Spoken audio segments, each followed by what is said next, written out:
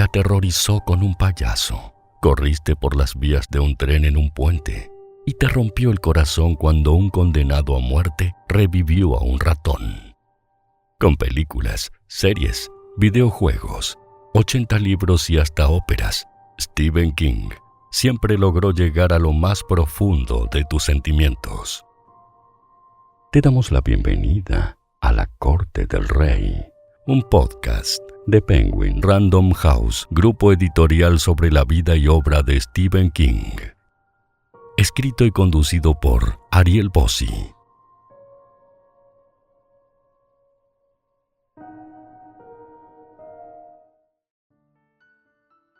Hola, ¿cómo estás? Espero que estés muy bien y ya disfrutando esta primera mitad de 2026. Acá, como siempre, tengo algunas noticias para contarte, algunas novedades del universo de Stephen King, así que vamos a ellas.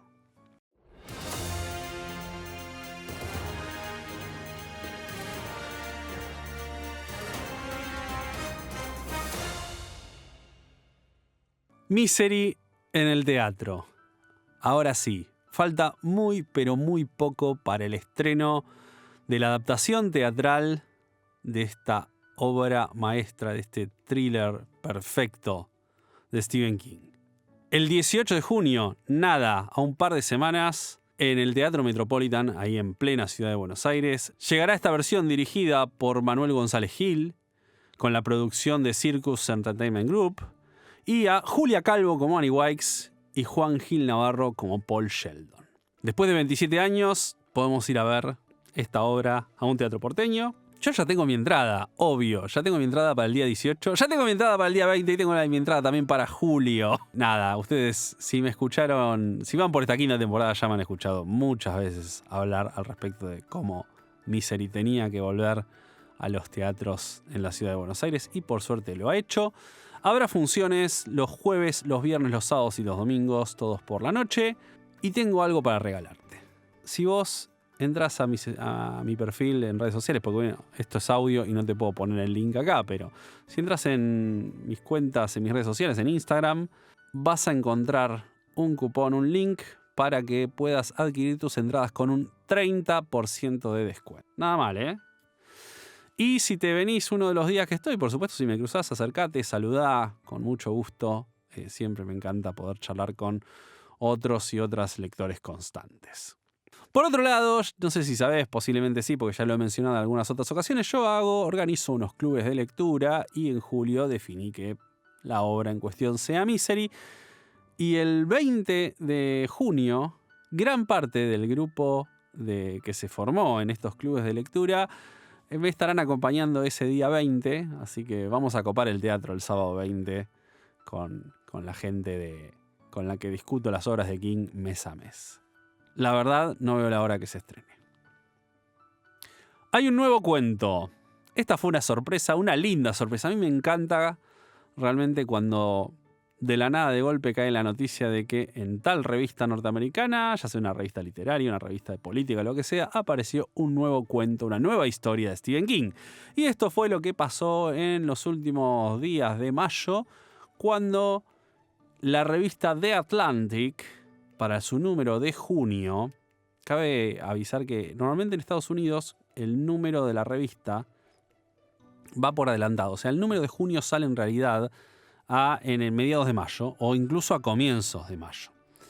Bueno, en el número de junio de la revista The Atlantic se incluyó un cuento titulado Dina's Hat, el sombrero de Dina. La revista The Atlantic tiene para mí un gran mérito atrás, y es que publicó uno de mis cuentos preferidos de King hace unos cuantos años atrás, que es Herman Hook sigue vivo, Herman Hook is still alive, que bueno, después fue incorporado e incluido en la colección de cuentos El Bazar de los Malos Sueños. Y en este caso nos trae una historia de esta mujer que ya está jubilada, está en su tercera edad, que vive en Florida, en una zona de caravanas. Tiene de vecinos a este hombre que tiene a su cuidado, no está seguro que sea su padre, pero tiene a su cuidado una nena con una discapacidad y un problema severo en la piel que la previene de tener que tener contacto con el sol. Y allí van, en el estado de Florida, el estado del sol, ¿no? Valga la contradicción. Están yendo hacia la playa, la nena en su carrito, con un sombrero, cuando se topan con unos pibes que están festejando y esta mujer tiene el presentimiento que todo puede llegar a complicarse. Y como vos te imaginarás, todo se complica, pero no de la forma que vos esperás. El cuento está bastante bien, a mí me gustó y sin lugar a dudas va a integrar una futura colección de cuentos tal como nos tiene acostumbrados King cada tanto, ¿no? Cada X cantidad de años aparece una. Ya tenemos un par de cuentos ahí sueltitos. Recuerden, tenemos The Extra Hour, que salió en la revista de Cemetery Dance. The Music Room, que salió en la colección In Sunlight or in Shadow, a la luz del sol o a las sombras. Y también está Thin Scenery, que había salido en una revista literaria muy chiquita de poca circulación hace unos cuantos años atrás. Por supuesto vamos a tener que esperar todavía unos años porque hace nada que salió Si te gusta la oscuridad y no hay tantas historias de las nuevas. De las viejas hay una cantidad respetable, pero King muchas de ellas no quiere que se reimpriman por el momento. Se viene una edición aniversario de It en castellano. Esta es una noticia que seguramente te está poniendo contento a vos del otro lado. Sí, Penguin Random House publicará a través de su sello de bolsillo una edición por el 40 aniversario de It.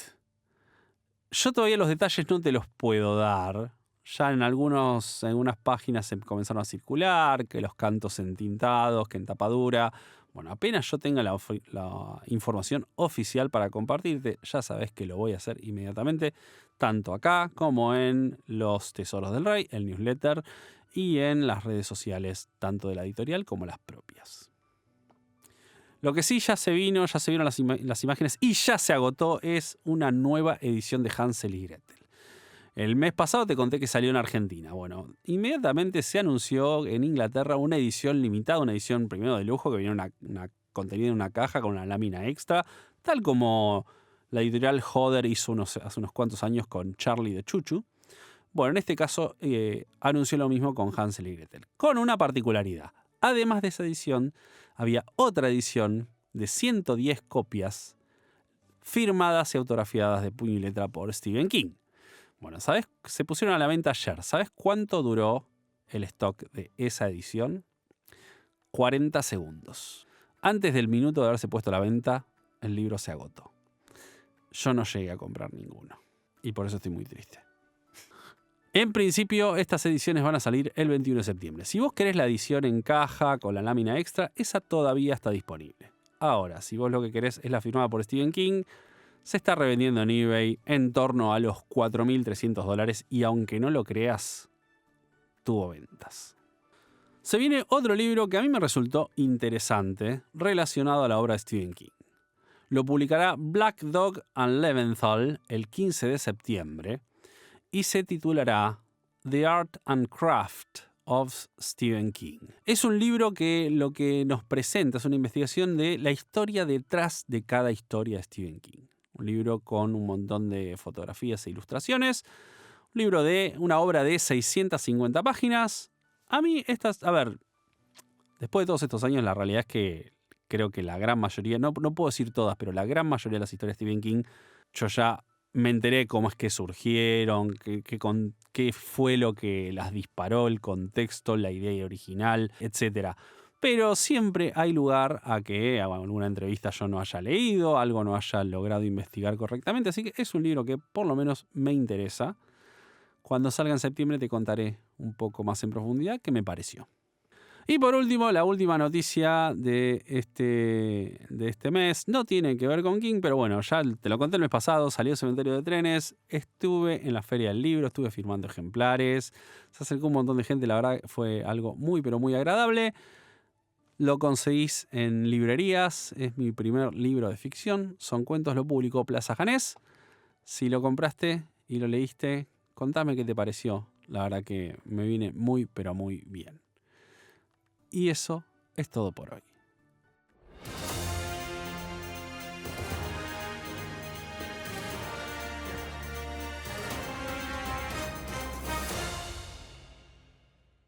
Comenzó autopublicándose con muy buena recepción. A su público le gustaban y mucho sus obras. Muchos de sus libros se ambientan en comunidades pequeñas en donde todos se conocen y todos tienen sus secretos escondidos en el ropero. Y toca la guitarra en una banda. No estoy hablando del Rey, sino que estoy hablando de uno de los autores españoles más exitosos de la última década y quien ha sido mencionado, en más de una ocasión, como el Stephen King español. Mi primer invitado de esta nueva temporada de La Corte del Rey es nada más y nada menos que Miquel Santiago, referente del thriller español, con más de 1,5 millones de ejemplares vendidos. En noviembre de 2025 publicó La chica del lago, su última novela que, luego de varios eventos de presentación, pasó por Saint Jordi, pasó por Chile y ahora llegó acá a Buenos Aires para participar de la Feria del Libro y por supuesto yo me lo tuve que secuestrar y traérmelo a la Corte del Rey. Por supuesto, es un gran lector constante y por eso para mí este es un gran honor darte la bienvenida, Miquel, a la Corte del Rey. Bienvenido. Muchísimas gracias, Ariel. Tenía muchas ganas de venir a tu podcast y gracias por secuestrarme aquí en Buenos Aires esta tarde. La verdad que nada, muchísimas gracias. Sé que tenés un cronograma bastante veloz y ocupado. Ya me dijeron, ojo, no te pases esta cantidad de tiempo, que tiene una nota que después vas a ir al Ateneo, gran librería de Buenos Aires.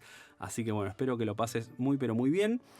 Yo siempre este podcast lo comienzo con una pregunta a todos mis invitados, que es ¿cómo conociste y cuándo conociste las obras de Stephen King? ¿Cuándo conociste a Stephen King? Buena pregunta. Yo Stephen King quizá como nombre lo conocía desde chiquito, pero no había en mi casa novelas de Stephen King, no había. Lo primero que entró en mi casa fueron unos recopilatorios de estos un recopilatorio de cuentos. Ya no sé si esta memoria, si este recuerdo está distorsionado, pero yo creo que el primer cuento que leí de Stephen King es La Mancha o La Balsa. La Balsa. Horror 2 tenía. Horror 2. Ahí está. Efectivamente. No sabía si mencionarlo. Estos recopilatorios. Yo creo que por ahí fue la primera vez.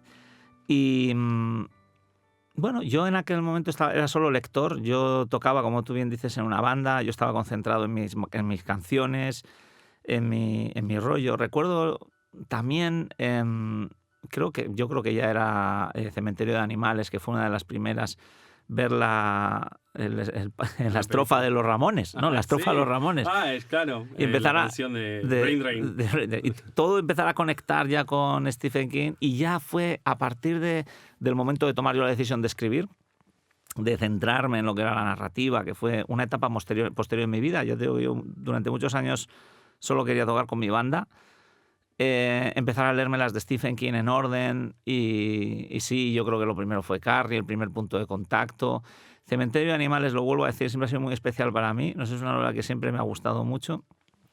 Y nada, seguir con otras. Seguro que no me he leído todas, estoy completamente seguro, pero me he leído un montón de King y bueno, y por supuesto en la etapa inicial como escritor, mientras escribo, ¿no? Con todas esas cosas que no hay que leer. Yo siempre digo, el peor error que puedes cometer es querer parecerte a Stephen King, porque es imposible, ¿no? Pero sí que mientras escribo fue una inspiración, como yo creo que para todo el mundo, ¿no? Todo el mundo, todos los que nos dedicamos a esto de la ficción y tenemos una edad, a todos nos ha pegado fuerte Stephen King, de alguna u otra manera. ¿Qué edad tenías? Yo sé, 12, 13 años es posible. Arrancaste la edad donde arrancamos todos. Sí, claro. ¿Te acordás tu impresión con La Balsa? Terror. Horrible, todavía lo recuerdo. Sí. Además que, fíjate, hasta estoy pensando que la novela de la que he venido a hablar contigo hoy, que también ocurre en un lago, igual hasta tiene alguna remota referencia, ¿no? a la idea del... Sí, terrible, muy imaginativa, asfixiante, ¿no? Claustrofóbica, el grupo de amigos que van intentándolo uno detrás del otro y... El lago o la laguna, o en este caso el pantano, que se vuelve parte protagónica y hasta puede llegar a ser enemiga. No quiero spoilear nada, no voy a spoilear La chica del lago, pueden quedarse tranquilos del otro lado, pero bueno, el lugar es un protagonista, no solo las personas. Hay otra cosa, Stephen King, hay un libro que él escribió respecto a sus años universitarios, que se llama Corazones en suspensión, Ajá. donde él hablaba, lo sintetiza como: yo sabía que tenía muchas responsabilidades, muchas cosas para hacer, pero yo igual me reservaba un rato para escribir. Yo quería ser un profesional. Y tu historia tiene muchos puntos de contacto con esto porque, a ver, primero padre de 3, padre de 3 hijas. Trabajaste como desarrollador hasta 2018, Sí, por ahí. prácticamente. Y ya habías publicado, o sea, vos comenzaste con la autopublicación hace ya unos cuantos años, hace más de una década. Ujú. En los últimos 16 años, entre autopublicación, el audiolibro de Storyteller y las novelas para Ediciones B, 16 libros en 16 años, con lo cual vos también quisiste ser un profesional, ¿o no? Yo siempre he querido ser un profesional. No he tenido ningún hobby. Siempre han sido afición, no siempre han sido obsesiones, pasiones lo que he tenido, ¿no? Con la música también.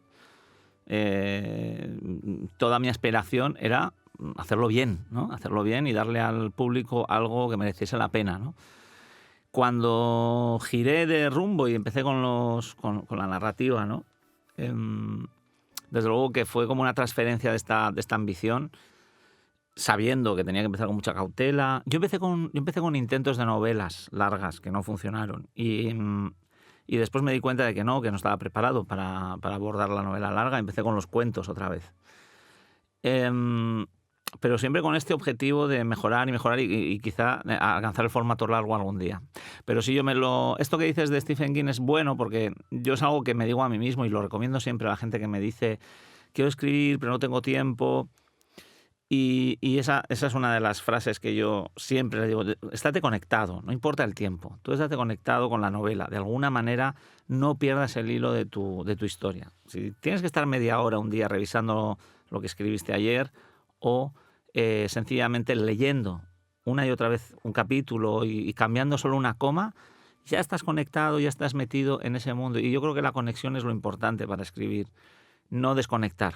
Es lo más costoso, volver a retrabajar la imaginación, a encontrar lo que yo llamo la puerta mágica, ¿no? Esa puertita mágica que nos mete en nuestra historia.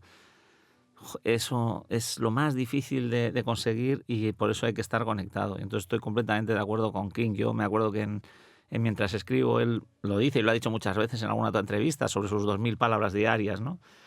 Flor de número igual, 2000 palabras diarias. Es un numerito. Es un numerito y cualquiera que haya escrito todos los días sabe que es un número muy difícil. Pero también este ha sido un consejo que me ha dado a mí. Yo no consigo las 2000 palabras diarias, igual consigo 1000, 1200 en un buen día. Pero es cierto que me he ido dando cuenta de que ese número tiene un sentido, porque tiene mucho que ver con esto que hemos dicho, con la conexión, la disciplina, el hábito, la rutina. Y decir, yo no solo tengo que escribir 1200 por escribir 1200, es la capacidad de ir preparando la novela para el día siguiente, saber que al día siguiente tengo que avanzar. Entonces, si llega un punto en la jornada de escritor que tengo que centrarme y decir, bueno, vamos a pensar en lo que vamos a hacer mañana, porque mañana tenemos que sentarnos otra vez. Esa forma de trabajar sí que es algo que he copiado o que he asumido de los consejos de Stephen King y me parece que es profesional, efectivamente. Es la manera de trabajar de un tipo que termina novelas. Después de 16 obras, ¿dirías que ya es más fácil? Más difícil. Muy bueno. Ahora tenés que ahondar en eso. Es más difícil. Es más difícil porque... A ver, tú tienes un bagaje literario ficcional, ¿no, Ariel? Tú has visto todas esas películas, has leído todos esos libros. Tú tienes una vida que de alguna manera destila historias. Y yo también. Y tenemos ese montón de historias que queremos contar. Igual esas pueden ser nuestras primeras 8 novelas. Yo quiero probar una novela estilo Cementerio de Animales, quiero probar una novela estilo Agatha Christie, quiero probar hacer una novela de Lee Child, quiero probar hacer... O sea, me atraen diferentes temáticas. Pero hay un momento en que tienes que ya empezar a trabajar en destilar un estilo propio y has tocado ya bastantes temas. Entonces, realmente es como cuando vas a buscar setas, que cada vez hay menos, ¿no? Y entonces tienes que hacer grandes esfuerzos por encontrar otro sitio, ¿no? Otro sitio, o buscar otra cosa, o encontrar otro ingrediente con el que puedas cocinar. Si quieres seguir evolucionando, claro, estamos asumiendo aquí que somos escritores que no queremos copiarnos a nosotros mismos, que no tenemos esta pereza, ¿no? Entonces, si quieres seguir dándole a tu público esa originalidad como artista, pues tienes que buscar, es un trabajo de exploración y es difícil, porque las primeras novelas te vienen dadas. Yo siempre digo, esos temas están ahí desde hace mucho tiempo, desde que te leíste La Balsa y te da vueltas un pantano en la cabeza, ¿no? Las primeras novelas, quizá no a nivel tan consciente, las tenemos en la cabeza mucho más tiempo, las venimos desarrollando hace años. Cuando ya arrancás, tenés más ritmo y demás, ya las sacaste esas primeras historias, tenés un corto periodo de tiempo para sacar otra. Muy buen punto. Claro, además es que se juntan muchas cosas en ese camino. Yo siempre digo, la primera novela es una novela en la que el público no está. Solo ocurre una vez en tu vida. Vamos a decir, si la publicas, o si no. Pero esa primera novela que se publica, ¿no? Que tú la escribiste sin público, esa es una experiencia única. Es como la virginidad. Ya está, se acabó, no vas a volver atrás. Yo llevo mucho tiempo he cometido el error en mi vida de anhelar volver a la naturalidad, a la tranquilidad de mi primera novela, sentado en un cafecito de Ámsterdam con mi MacBook, triqui, escribiendo mi novela, feliz, sin ninguna presión. Y después de muchos dolores de cabeza me he dado cuenta de que no volverá ese momento, que el público siempre va a estar de alguna manera sentado conmigo. Y eso era una cosa que he tenido que manejar psicológicamente, que va a haber una audiencia. Y el problema se redobla cuando además te dedicas a esto profesionalmente y tu dinero también y tus finanzas están contigo sentadas. Está tu público, está tu abogado, tu agente, está todo el mundo sentado contigo, ¿no? Entonces, esto es cuando empieza a hacerse complicado y yo creo que a nivel psicológico son las etapas más duras de un escritor. Por eso decía que es más difícil muchas veces porque se empiezan a meter muchas cosas en la ecuación y lograr la tranquilidad creativa, ¿no? La libertad. Antes hacía una analogía, se me ha ocurrido hoy, te la voy a contar a ti, que es sobre bailar, ¿no? Tú, bien, para bailar bien, tienes que ser libre, tienes que estar completamente desinhibido. Y, ebrio. ¿Verdad? Ebrio, en el caso de algunos, incluso con algo más que alcohol, pero sí que tienes que estar suelto. Y escribir lo mismo. Tú para escribir tienes que estar como bailando, tienes que estar libre, sin miedo, sin complejos, tienes que escribir con tu carisma, ¿no?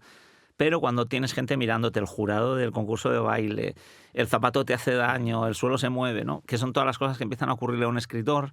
Es cada vez más difícil bailar con soltura. Y es buscar ese momento de tengo que volver a bailar a lo loco. Requiere cada vez más profesionalismo. Total. Definitivamente.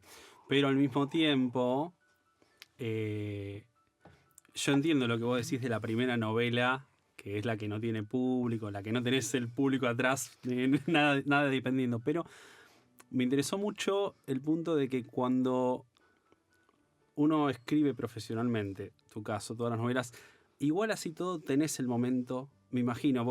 A mí una cosa me parece mágica de la escritura, mágica, realmente es un momento único, es el momento donde entraste en ese sincronismo con la obra, que todo lo demás desaparece.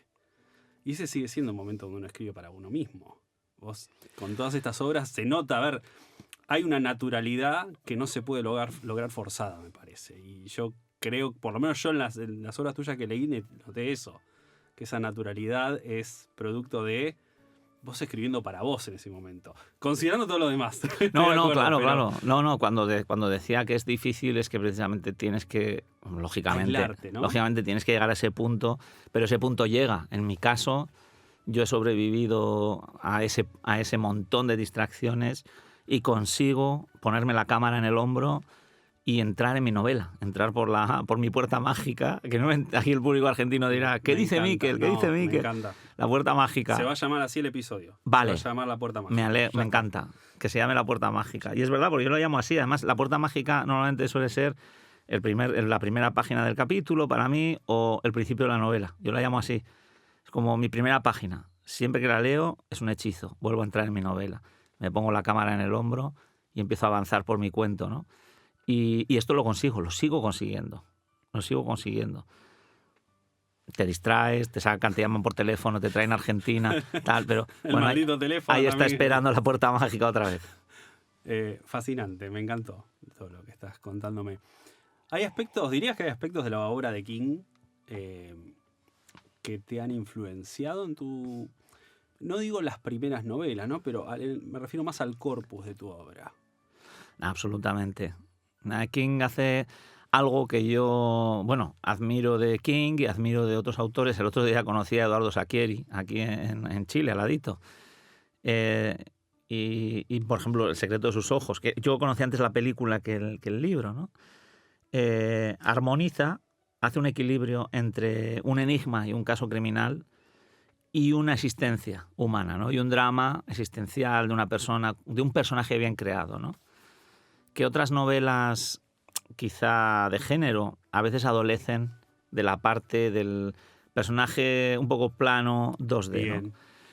Y contextual. Bueno, a ver, vamos a ver, tenemos que partir de una cosa. King es un genio. Puede hacer lo que quiera, escribir lo que quiera, y lo ha hecho además. Para los demás... yo no lo sé porque yo no soy fan, pero...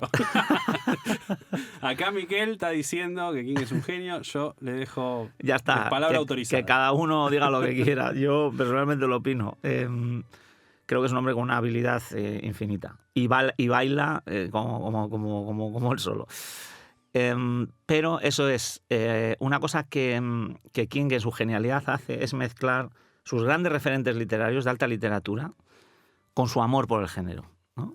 Entonces te hace estas historias que tienen un corazón muy vibrante, de personajes inolvidables, de situaciones familiares, personales, sentimentales, que ya en sí mismos serían una novela, pero él además le pone los tentáculos, le pone la oscuridad y te lleva a sitios ya de la psicología muy, muy profundos, porque él utiliza realmente el terror, utiliza las herramientas para lo que son, pero sobre todo para la introspección psicológica, para la exploración psicológica.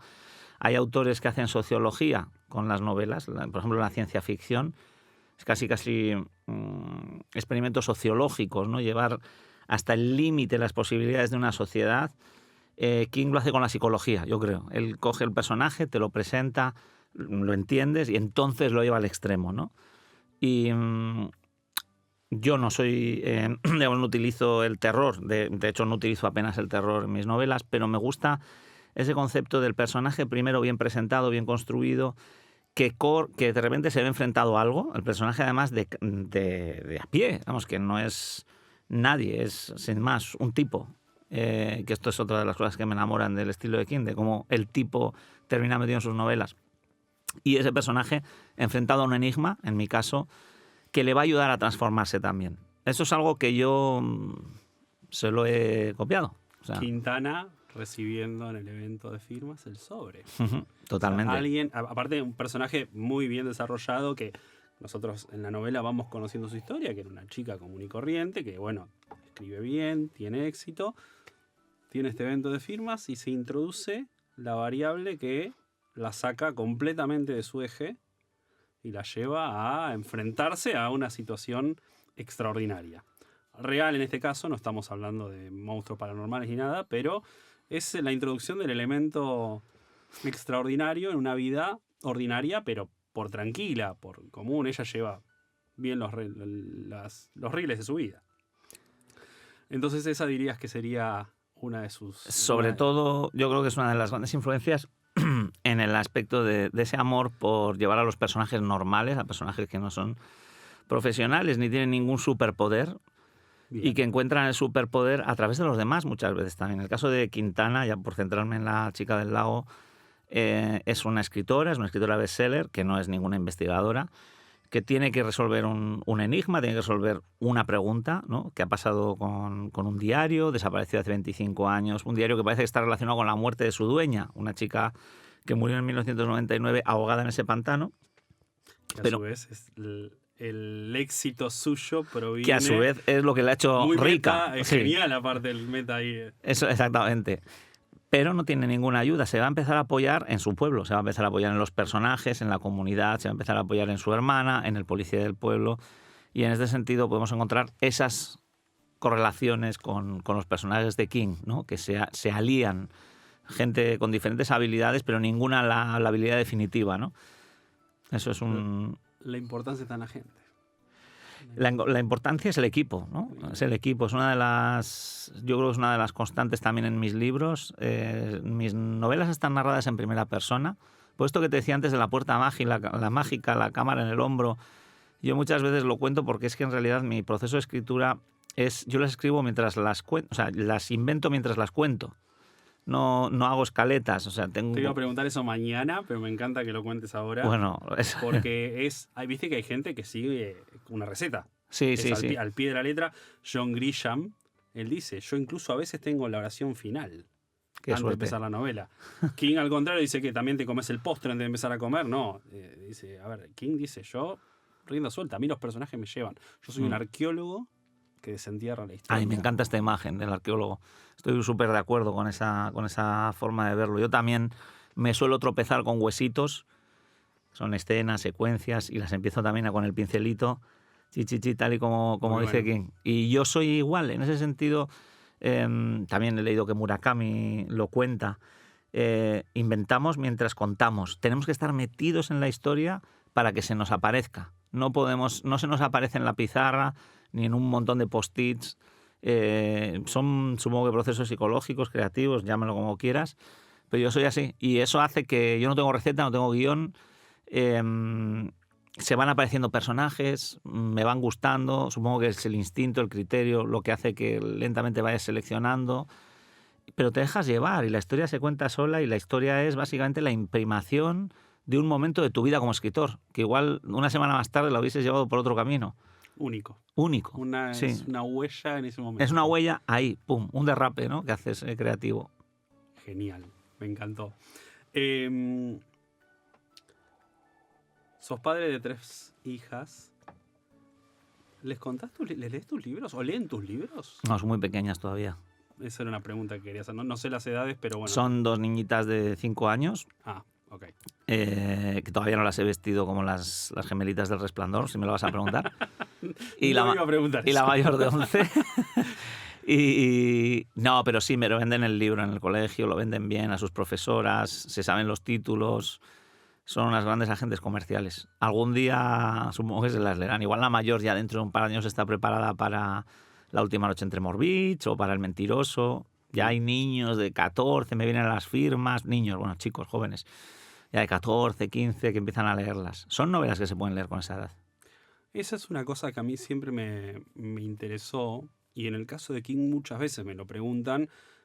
Me llega la consulta. Yo tengo una librería dedicada a King también, ¿no? Entonces viene la gente y dice, che, ¿a qué edad? Porque tengo mi sobrino, mi hija, mi hijo, quien sea, ¿qué libro puede leer? Y yo a veces me siento a veces oxidado. Tengo 46 años y a veces digo, no, bueno, dale Los ojos del dragón, dale la caja de botones de Wendy, la chica que amaba a Tom Gordon. Y me he topado con gente que...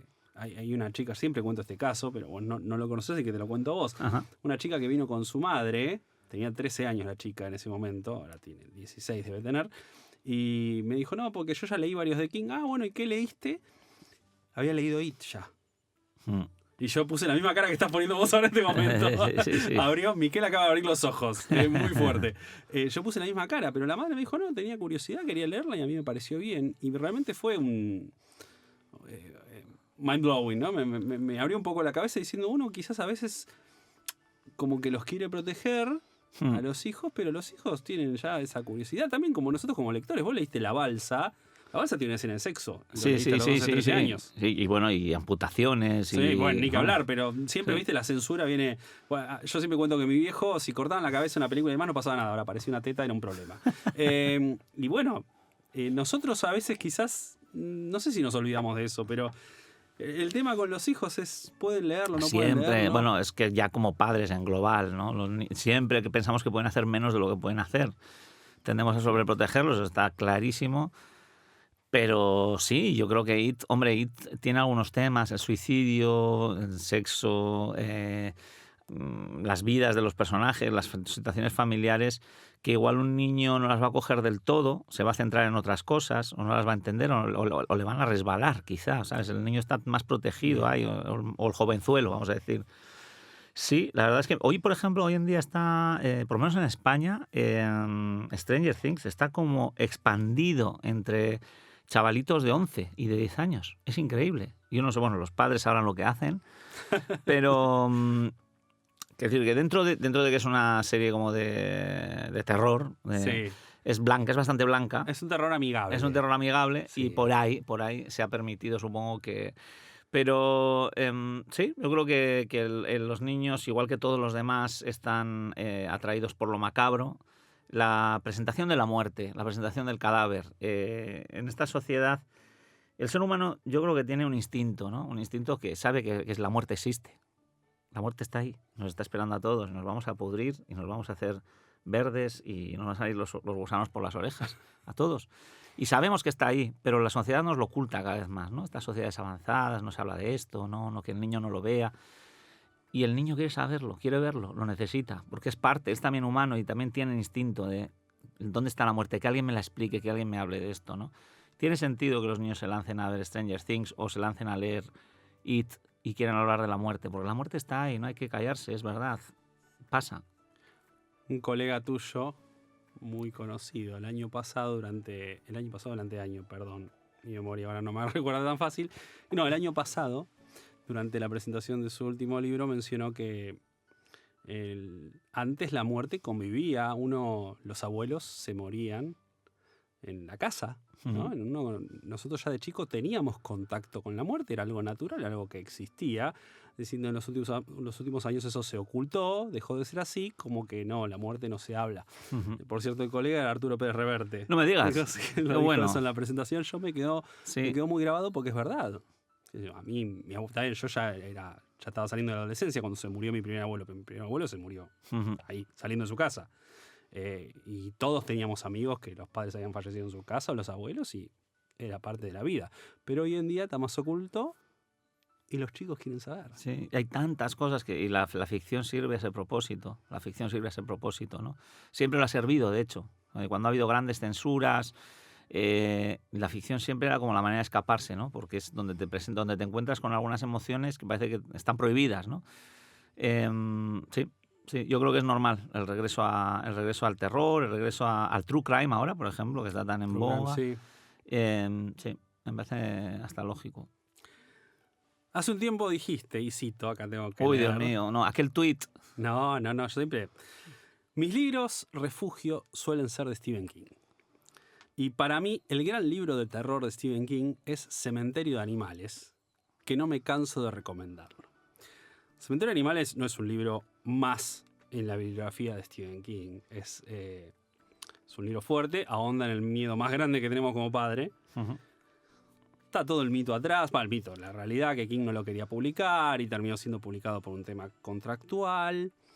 Y a mí me pasó que yo cuando lo leí a los 19 años me gustó mucho, me asustó algo, pero fue un libro más. Dije, qué bueno, leí Cementerio de Animales, me gustó, vi la película, me gustó. Los Ramones, Gina Punk Rocker, todo. Bárbaro. Cuando fui padre, se me planteó en un momento releerlo y dije, no me animo. Y no me animo. Y tuvieron que pasar 12 años hasta que finalmente por un club de lectura que organicé dije voy a releer Cementerio de Animales. Y acá te voy a pedir perdón por mi francés, pero la pasé como el culo, directamente, lisa y llanamente. Me pareció un libro fascinante, pero la pasé tan mal que yo te pregunto, cuando vos, no sé si recordás cuando hiciste esta recomendación, pero ¿la hiciste siendo padre ya o la hiciste todavía previa? ¿La leíste? ¿Volviste a leer Cementerio de Animales después de haber sido padre? Sí. Qué bien. Y lo pasas mal. Lo pasas muy mal. Es una novela terrible. La verdad es que es... hablando de esto de la muerte y de las posibilidades, la más terribles, ¿no? Pues posiblemente es uno de los libros más terribles de King, ¿no? Sí que es cierto, te voy a contar que yo, antes de ser padre, en lo que escribía, en la manera de tratar tanto mi literatura como lo que leía, era mucho más, vamos a decir, audaz. Me atrevía con temas, con géneros, con el terror. Y una vez que he sido padre, me corto más, me da más pudor, me sienta mal. Es lo que dices tú, ¿no? Acá mal. No me quiero meter. No me apetece, hoy no me apetece esto, ¿no? Hoy no me apetece esto y hay tantas cosas, ¿no? Es decir, Porque sí, bueno, los niños te reblandecen un poco, te hacen un poquito más sensible, ¿no? Lo tienes aquí al lado y desde luego que bromas las justas, ¿no? Con ciertas cosas. Pero la obra, en lo que representa y en la filosofía que hay detrás de la aceptación de la vida, de la aceptación de la muerte, siempre me ha parecido profundísima. Es decir, una de las novelas con un mensaje de mayor calado de las que ha escrito este hombre, y a mí me parece de las más terroríficas. A mí me ha dado siempre miedo esa novela, miedo. Desde la primera lectura. También sabes que todos estamos traumatizados, las lecturas traumatizan, ¿no? Si yo recuerdo que me leía aquel libro en un hotel y ya no sabría ni dónde era, y recuerdo estar, perdón por... Vamos con el francés. acojonadísimo en una habitación de hotel leyendo ese libro. Y creo que esa noche igual ya me quedé traumatizado para siempre, taradito con Cementerio de Animales. Lo hacen los buenos libros eso. Sí, algunos libros lo hacen. De dejar la huella y lo dejan los buenos libros. Tengo que hablar de los lugares, ¿no? En el caso de King, uno de los aspectos que a mí personalmente siempre me cautivaron, y claramente no soy el único, son las ambientaciones. King no nos da Nueva York, Boston y demás. Es más, cuando te empieza una novela en Boston te sacan 2 minutos, como hizo Cell, y vamos al pueblito. King te da esos ciudades chicas o pueblos grandes, o incluso pueblos chicos más rurales, que se nos quedan en la memoria, como es el caso de Castle Rock, Derry, por supuesto, bueno, ni que hablar, donde te mete también la entidad que la conocemos como payaso y demás. Pero los lugares, como decía antes, son un protagonista más de la historia. Y en tus novelas pasa lo mismo. Yo empecé a leer tuyo con La última noche en Tremor Beach. Y esa casa, en esa playa, la cerca esa que no voy a decir nada, ¿no? Que al momento aparece bien, después aparece mal, después vuelve a aparecer bien. Y solo un vecino. Y la noción de esa casa, también llegan los hijos, hay ruido, pero también hay silencio. Para mí, la ambientación esa contribuye un montón. Ni que hablar después, bueno, tuviste la trilogía de Illumbe. Illumbe, en realidad. Nosotros pronunciamos. Sí, no, menos mal. Muchas gracias. Pero no le dije Illumbe. No, bueno, por lo menos no has dicho Illumbre, ¿no? Hay gente que me dice Illumbre. La R se mete. Es bastante, ahí, ¿no? Es bastante difícil, sí. El nombrecito. Con lo cual, tus lugares también, ¿qué papel juegan para vos? Porque, por lo menos del lado del lector, los lugares son, para mí, es un aspecto protagónico más de todas las historias. No es el único, que no tiene que ver con personajes. Después voy a ir al restante. Pero, para vos como escritor... Para mí cumplen muchas funciones, pero yo creo que la primera es... Vamos a ver. Voy a contarte una historia, ¿no? Me encanta. Puedes elegir. Te la puedo contar aquí, en el estudio. Sí, sí. Aquí Luca. Luca estamos con también. Los micros, las luces. O te voy a llevar a una playa de noche, hacemos una hoguera, nos sentamos. El fuego por delante, la oscuridad por detrás. Arriba las estrellas, ¿no? ¿Cuál de las dos eliges para escuchar una historia, ¿no? Sin ningún lugar a dudas, que estoy ahí delante del También fogón. nos llevamos a Luca. Luca viene también. Y Luca es músico, como vos, así que... Pues que se traiga la guitarrita. ¿Sí? Pero justo en esa... Lo que quiero decir es que la historia, la ambientación de entrada es el escenario. Es el escenario. Cuando se abre el telón, el escenario son las luces, es la música de una novela.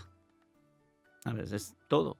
Es la situación psicológica de entrar por la puerta mágica. Es la situación de poner al lector sensorialmente dentro de la historia, ¿no? Entonces, es una escalera que a mí no me sirve cualquiera, ¿no? No me sirve Madrid para mis historias, ni me sirve Bilbao, ni me sirve una gran ciudad ruidosa. No me sirve, no la quiero. Quiero los lugares solitarios, oscuros, donde la naturaleza se impone, donde no hay... Estás desprotegido realmente, eres vulnerable, te das cuenta de tu pequeñez. Y esto es donde yo al lector lo tengo donde quiero, ¿no? Donde quiero. Y a mis personajes también, en ese punto en el que estás conmigo, solo estoy yo, nadie más te va a coger de la mano, tienes que venir conmigo hasta el final, aquí no tienes vecinos, nadie te va a proteger, sígueme, Sígueme. No sabemos dónde vamos a Ya terminar, pero veremos. me vas a tener que seguir. Sígueme. Para mí es por eso, es inmersión psicológica, es inmersión narrativa. Y después, técnicamente, pues da muchísimos... para mi tipo de historias tiene muchísimas funcionalidades. Es decir, mis novelas, como decía, en La chica del lago, por ejemplo, Quintana es una escritora, llega al pueblo, solo está el poli, el único poli del pueblo, están los amigos, nadie más, pero las historias confluyen, la gente habla, se escuchan los cotilleos, es fácil enterarse de las cosas, es fácil entrar en casas, es fácil quedarse solo de repente, ¿no? Todo eso a mí me ayuda funcionalmente, con las tramas, con mis escenas, le da color, ¿no? Me pone un color más interesante, ¿no? La noche, las estrellas, la vegetación. Me gusta que la gente piense en mis novelas, antes te lo preguntaba, ¿no? ¿Qué se puede parecer en Argentina a Illumbe o al escenario de La chica del lago? Pues Urquizu. tú me hablabas de Urquizu, me hablabas del sur de Argentina. Recuérdame el nombre, por Para favor. Urquizu, yo, a ver, lo que googleé de la zona de pantanos, que no me acuerdo de exactamente el lugar, el real. El Ajá, lugar real, no me sí, acuerdo, sí, no acuerdo el nombre, pero a mí se me hizo como Villa Langostura o San Martín de los Andes en verano. Por el verde, los Frondosidad. lagos, frondoso, para hacer senderismo, ¿no? Que también son grandes escenarios para intrigas. Totalmente, Ahí, sí. totalmente. Aquí se suma, pues también algunos autores le han dado este barniz mitológico de los bosques. Nosotros tenemos bosques que tienen mucha leyenda celta en el norte de España, las leyendas celtas que Stephen, el maestro, el rey, utilizaba a todas las leyendas de los nativos americanos. Nosotros tenemos las leyendas mitológicas celtas, ¿no? Y hay autores que han tirado de ahí. Yo todavía no he tirado mucho de ahí, pero sería como un propósito que tengo algún día. Pero sí esta faceta mágica de los bosques, de la naturaleza, ¿no? Donde los caminos se alargan y dices, he andado demasiado, ya está, pero ¿qué pasa? ¿A dónde me lleva este camino, no? En una ciudad eso no es tan fácil, ¿no? No es tan fácil crear la magia, no es tan fácil crear la sensación de, ¿cómo se dice?, la suspensión de la incredulidad, ¿no? No es tan fácil meter al lector en el bolsillo, para mí, como autor, ¿eh? Hablo de mí. No, concuerdo. A ver, la ciudad, sus ruidos, sus rituales, es demasiado alienante y no te baja al momento donde vos de golpe le tenés miedo al ruidito. En la ciudad el ruidito pasa completamente desapercibido. Eso es. ¿Para los lugares te inspirás en lugares reales? Yo sé que algunos sí, pero digo, ¿viviste o simplemente los visitás? Porque King, claramente, a ver, Castle, Rockberry y demás, es toda la zona de Maine, los pueblos rurales, porque aparte vivió en un montón. Cuando habla del pasado, por ejemplo, en la novela corta El cuerpo, Ajá. bueno, está hablando de Durham, ¿no? Donde él vivió entre los 11 años y los 16. ¿Cómo es tu caso? Porque yo sé que vos viviste en muchos lugares. Vos viviste en Ámsterdam, estuviste en Dublín, ahora, bueno, vivís en Bilbao. ¿Te inspiraste en lugares donde viviste o simplemente... Bueno, simplemente no, sin desmerecer, pero simplemente pasaste, lo viste y te quedó ahí grabado? Porque hay autores, Dan Simmons, es que la primera novela que escribe es La canción de Cali, novela de terror terriblemente opresiva. Y siempre se elogió mucho. Es cierto, vos lees la novela y estás ahí en Calcuta, ¿no? Y sentís todo. Y él dice, yo en Calcuta tuve un par de horas nada más. Pero bueno, eso le alcanzó. Entonces me interesa. Yo sé en los agradecimientos de la chica del lago hablaste con un amigo, pero me habías contado fuera de... Sí, de o aire sea, que... sí, es buena pregunta. Y eso que has dicho de Dan Simmons es súper interesante, porque en realidad, a ver, yo principalmente para la creación de Illumbe fue una decisión que tomé era mi quinta novela, El mentiroso, que es cuando se estrena. Previamente había escrito novelas en el norte de Irlanda, en el sur de Francia. Mis 4 primeras novelas, son como 4 novelas que ocurren en diferentes países. Pero llegué a un punto en que dije, bueno, ya yo tengo tramas y son historias que no tienen nada que ver con un país o con otro en realidad. O sea, y llegué también a esta especie de conclusión. Y pensé en Stephen King y dije, bueno, y en Poe, ¿no? Es decir, esta Nueva Inglaterra ficticia, imaginaria, de país. ¿Por qué no me creo yo algo así, no? Pensé en mi tierra, en Vizcaya. Yo siempre he sido un chico urbano, la verdad, en ciudades pequeñas, pero siempre he vivido como en ciudad. Pero yo veraneaba en un sitio que se llama, es la comarca de Urdaibai. Nada, es un lugar precioso, un estuario majestuoso, una entrada de mar con playas, bosques, montañas, y lo elegí como gran inspiración comarcal de mi novela. Y ahí creé un pueblito que no existe, que se llama Illyumbe, y ahí empecé a montarme pues lo mejor, empecé a hacerme con los mejores recursos que podía para mi novela. Le fui poniendo de todo a mi Illyumbe. Pero esto que dices de Dan Simmons me ha hecho pensar en otra cosa, y es hasta qué punto las novelas en realidad son partituras y los lectores son los pianistas, ¿no? O los lectores son los músicos, y nosotros solo escribimos una partitura que, si la sabes dejar en el límite exacto, no hace falta tampoco rellenar los huecos, ¿no? Cuando hablamos de un lugar frondoso, misterioso, en un contexto, vamos a decir, de lector, vamos a decir, argentino, europeo, de una sociedad, vamos a decir, en la que nos decodificamos un poco las mismas historias, todo el mundo sabe lo que es un bosque. Todo el mundo tiene su bosque. Y además el bosque más importante es el tuyo, no el mío, ¿no? Me ha hecho gracia lo que has dicho, porque es verdad. Hay historias que te pones a contarlas y cuentos que te pones a contar y empiezas a hablar de un bosque y la gente automáticamente dice sí, claro, sí, sigue. Todos tenemos Nadie el te bosque pregunta en qué la bosque cabeza. es. Todo el mundo tiene su bosque, ¿no? Y entonces yo creo que Illyumbe, y espero que a los lectores argentinos les pase lo mismo, Illyumbe es un bosque más, pero sobre todo es tu bosque, el que tú te vas a crear, en donde te vas a perder, donde te perdiste quizá alguna vez de niño y del que te vas a acordar toda tu vida. Y yo creo que nos pasa a todos los lectores de King, ¿no? No hace falta haber estado en Maine para sentir ese bosque, tampoco.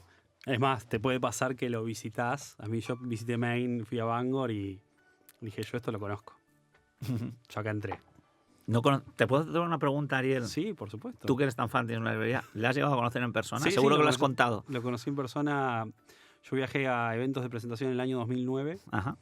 Y fui a un evento en Nueva York, en un teatro, donde lo teníamos a una distancia, lo tenía a 4 o 5 metros, fue muy agradable. Y al día siguiente hubo un evento en el estado de Maryland, la ciudad de Dundalk, donde fue en un supermercado, en un Walmart. No. Sí, y fue increíble, porque él llegó y era entre su gente. El otro era muy pijo, como dicen ustedes, ¿no? Sí, sí, Era todo cheto, era sí. cheto, todo. La gente muy bien vestida, muy elegante, pleno centro de Manhattan, ¿no? El Teatro de Times. El de Dundalk, él llegó, habían hecho una tarima ahí en una parte, habían corrido las islas, él llegó, le dio un abrazo a alguien, supuestamente no había preguntas, dijo, sí, preguntas, ¿no? Y empezó a recibir preguntas, charlaba, y habían dicho fotos, ¿no? Y dijo, bueno, fotos sí, pero sin flash. La verdad que fue increíble. Ese fue el evento, para mí el evento cumbre. ¿Dónde te quedaste? Sí. Después en el año 2015 fui a un evento en Florida, en Sarasota, ahí también, recontra cheto, era todo muy elevado, King encima se sentía mal, no fue un gran evento. Y después, ahí me estás diciendo que redondeé, sí. Y después volví a ir a un evento en 2019 en Boston con el hijo, fue muy pero muy divertido. Sí, fue una muy linda experiencia. A mí, personalmente, me encanta ir a eventos de escritores. A ver, en este caso viajé especialmente porque soy fan de King. Pero a mí me gustan eventos de escritores y escritoras que por ahí no leí nada. Me parece fascinante ir a un evento a escuchar a un autor, porque de golpe hay otro mundo antes de leer el libro. O sea, yo salgo de ahí ya clarísimo que voy a leer un libro, pero ya es otro mundo ya escuchar al autor y a la autora, ¿no? Qué Entonces, cierto es. Me fui justo con eso, pero me encantó y me distraje por lo de ese sitio. Bueno, yo te he hecho la pregunta, Ariel, no te estreses. Me encantó la pregunta. Tengo 2 preguntas más que voy rapidísimo porque antes que me corten. Pero la primera es, vos dijiste, y yo concuerdo con vos, pero me gustaría que me elaboraras un poco más, que hablabas de que envidias el genio de King, que te gustaba el término de envidiar a King, y que merecía el Nobel. Claro, sí. Porque ha tenido mucha repercusión en un montón de escritores, en un montón de cine, en un montón de creación artística. Es una persona resonante. A ver, no sé cuáles son los criterios del Nobel. Entiendo que quizás seguramente son otros, pero lo mismo que Bob Dylan es un tipo resonante y que ha cambiado la manera de escribir, de pensar, de crear. Yo es que creo que King lo ha hecho. Bueno, ya está, es una opinión, quizás es una opinión demasiado provinciana o corta de miras, pero yo siempre que te pones a hablar, lo que haces tú, ¿no? Hablar con otros autores o leer la vida de otros autores, El nombre de King está muchas veces, en muchas biografías, en muchos comentarios de muchos escritores, ¿no? Hay gente que no tiene nada que ver con él, no le gusta, cero, pero hay muchísima gente que dice, sí, claro, King, es que claro, King con él mientras escribo, sí, yo también me lo leí, sí, jaja. Y todos están, ahí somos una legión, ¿no? Bueno, pues no sé cómo de grandes somos, pero la legión, pero sí. Me gusta, y aparte lo que siento es que cada vez se está notando más su influencia, ¿no?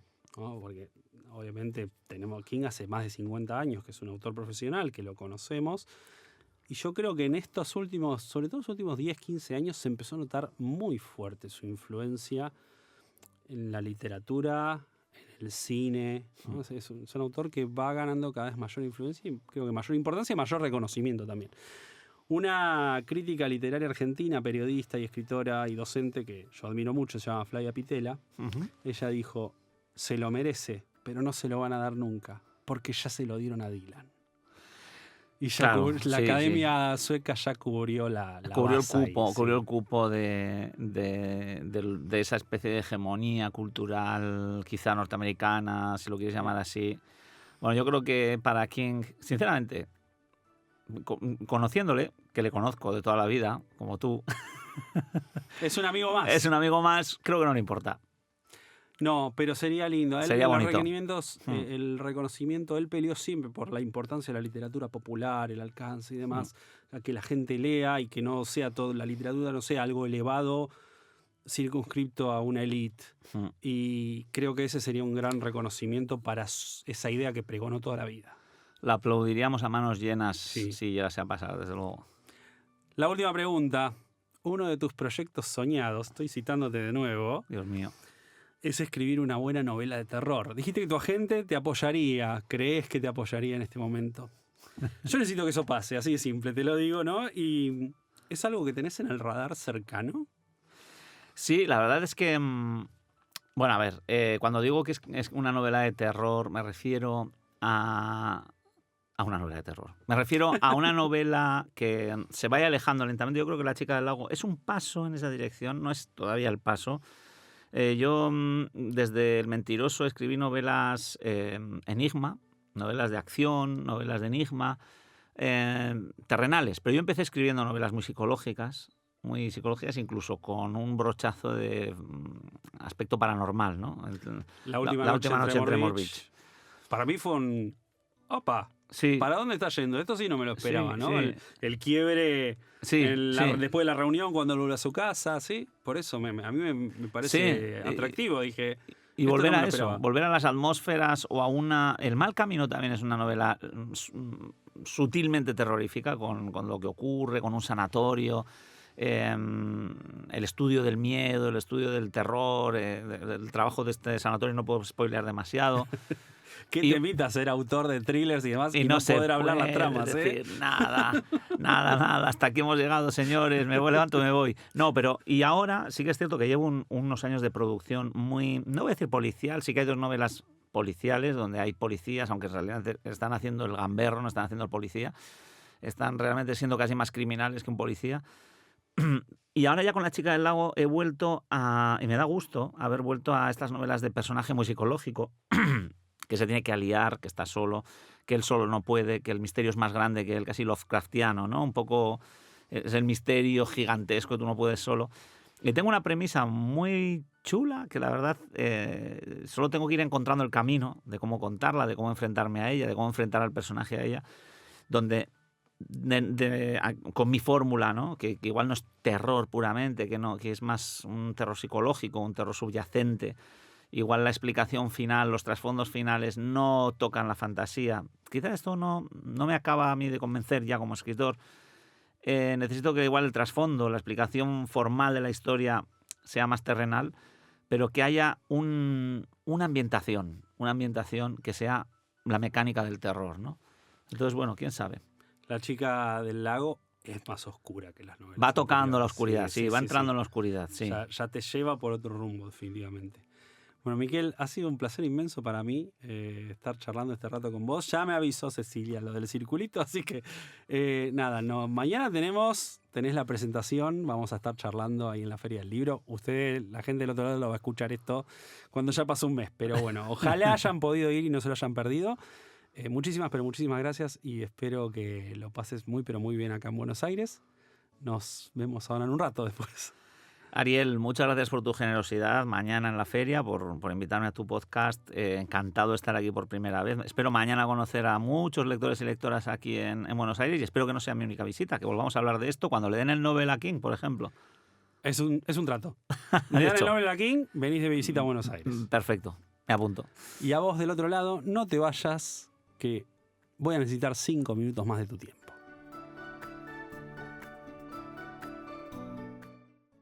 La vida de Lucas, cercado por su tendencia a la introversión y hundido en la pasividad, cambia abruptamente cuando llama a su puerta Sofía, una chica de 14 años que acaba de perder a su madre y que es la hija que, sin saberlo, ha engendrado con una mujer de la que se enamoró en su juventud y nunca volvió a ver. Con vaivenes, marchas y contramarchas, se va tejiendo poco a poco la confianza y se develan los secretos de Lucas y Sofía. Juntos encontrarán el tesoro de las afinidades y la complicidad que, sanando las heridas del desamor y la vergüenza, les permitirá dejar atrás el pasado. Esta novela es la historia de dos seres solitarios y heridos que descubren nuevas formas de amor y enfrentan con miedos y vacilaciones, pero también con la alegría de dar y recibir, el cambio más grande de sus vidas. Hoy te voy a recomendar la novela Ser feliz era esto, de Eduardo Sacheri.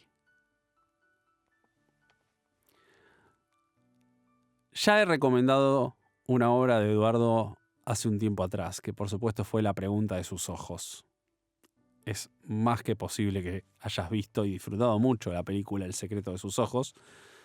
Y yo soy de esas personas que dicen, a mí la novela incluso me gustó más, ¿no? Creo que la película es fabulosa, pero la novela está un paso arriba. Esa no fue mi puerta de entrada al autor. Yo ya había leído algunos cuentos, sobre todo relacionados al fútbol. Alguno lo he escuchado, Alejandro Apo ha leído alguno. Otro de los cuentos que recuerdo es uno que contó Barsky allá por el 2013, durante la campaña de Independiente que lo llevó al descenso, que decía, era la carta de un chico a su padre y mencionaba que le dé una aspirina, que esto en realidad era obra de Racing.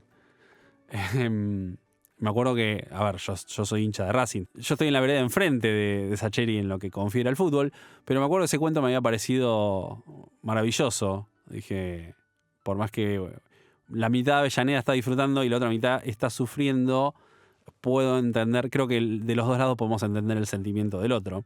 Y después, bueno, haber leído La pregunta de sus ojos a mí me voló la cabeza. Dije, voy a leer mucho más de este autor que ya con su presentación me super compró. Bueno, llegué al tercer y al cuarto libro. Después me leí la recopilación de cuentos, me leí Esperándolo a Tito. Y la novela de la cual te voy a hablar ahora, que el título me llamó ya la atención, ¿no? Ser feliz era esto. A mí ya me daba la noción de una historia seguramente de un micromundo. A mí, yo ya te lo conté muchas veces, a mí los micromundos me encantan. A mí me gusta, si hablo del Señor de los Anillos, a mí me gusta el primer volumen, porque el primer volumen, o sea, la primera parte de la Comunidad del Anillo, porque la considero una suerte de micromundo. Las otras ya lo amplían todo, es demasiado bardo, no. La primera está ahí, circunscripta, pocos escenarios muy llamativos. Bueno, hay unos cuantos escenarios, pero me entendés a lo que voy. Y este título a mí ya me prometía un micromundo, una microhistoria entre dos personajes que tienen, no sé si rotos, pero heridos definitivamente. Me encantó. Pero al margen de encantarme, es una novela que me hizo sentir muy, pero muy bien. De esas que no estaba seguro de querer terminar. O sea, viste que siempre te digo, ¿no? Este libro a mí me duró nada porque quería saber. Bueno, en este yo no quería que me terminara. Yo quería que la historia continuase. Por más de que había ahí un misterio ahí atrás muy pequeñito, ¿no? Que tenía que ver, por supuesto, con Sofía y su pasado.